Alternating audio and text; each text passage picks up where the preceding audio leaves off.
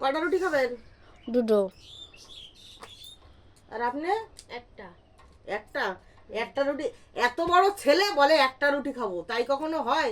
এই এই রোগা পাতলা চেহারা, খ্যাংরা কাঠি এর মতন, কাঞ্চনের মতন চেহারা, একটুখানি বেশি করে রুটি না খেলে মোটা হবে কি করে? বেশি করে রুটি খাবি, বেশি করে। গাঞ্জা খায়ে খায়ে মনে হয় রোগা হ্যালো হয়ে গেছে। বন্ধুরা, আপনাদের সামনে আমি আবারও খাবার নিয়ে চলে এসেছি। তো কি খাবার এনেছি সেটা দেখো আগে। আজকে বানিয়েছি টমেটো, এই কি করিস ওটা, টমেটো দিয়ে আর আলু দিয়ে একটা স্যুপ, আর এদিকে আছে রুটি। আজকে এই রুটি আর আলুর স্যুপ দিয়ে আজকে খাওয়া হবে। দুটো রুটি খাবি? আমরা মাকে একদম ফাটাই দেবো।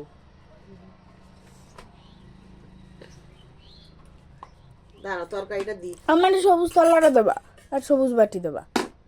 ও নাকি সবুজ থালা খাবে, সবুজ থালা আর সবুজ বাটি খাবে।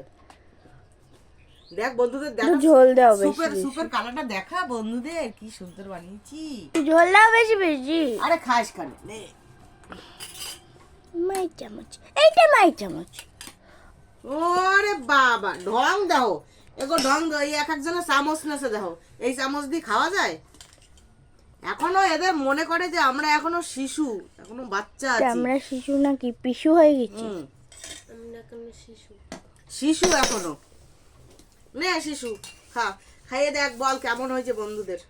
শিশু, এই দেখো শিশু কি বানাইছে। আবার ওটা আবার কি বানাইছিস? ও বিস্কুট, বিস্কুটটা আবার সেলাই করছে শালার।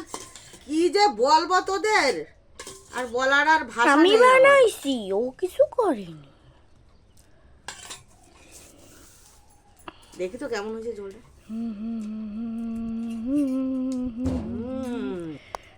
দারুন।